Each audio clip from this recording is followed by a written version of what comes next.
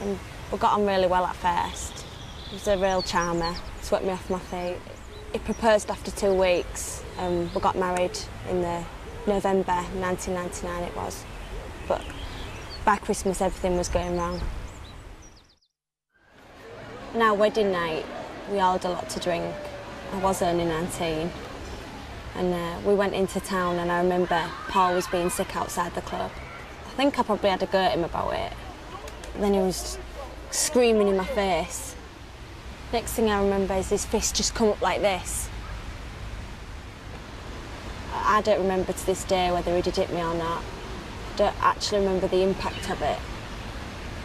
He says that I pushed someone out the way, so they hit me. I went to the hospital to have some stitches and call my name. It was the first time anyone had called me Mrs. Dyson. I was pregnant by the January. All he ever did was play army games and fighting games on the computer. He had some work as a doorman. He absolutely loved it. The whole underworld image of it. He definitely had an aggression problem.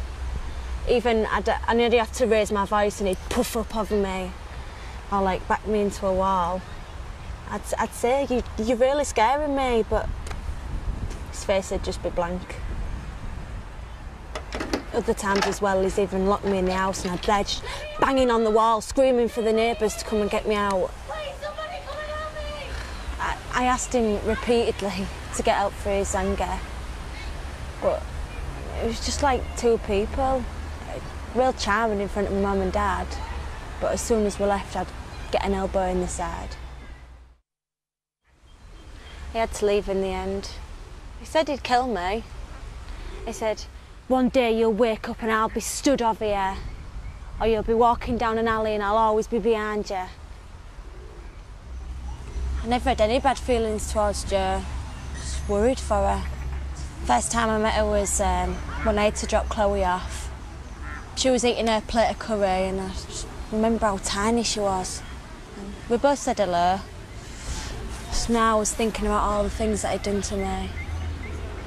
I got back into the car and I said to my mum, he'll kill her.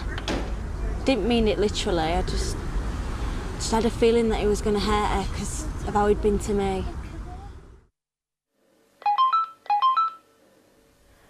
The first thing I knew about Joanne going missing was when my sister phoned me and she said, what's Paul's girlfriend called, because he was on the telly.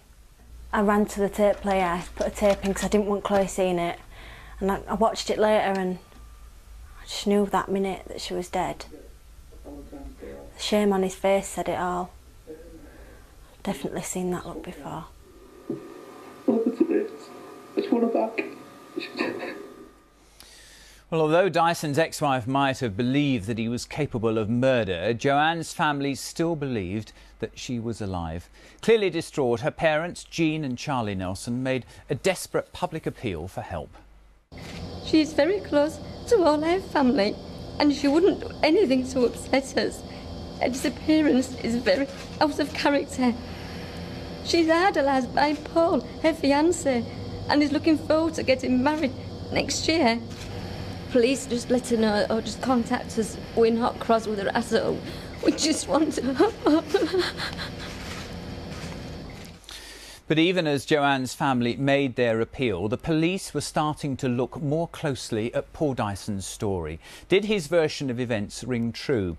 The evidence against him began to mount. It emerged that he'd confessed to a friend about the killing. And a remarkable piece of closed-circuit television footage came into the police's hands.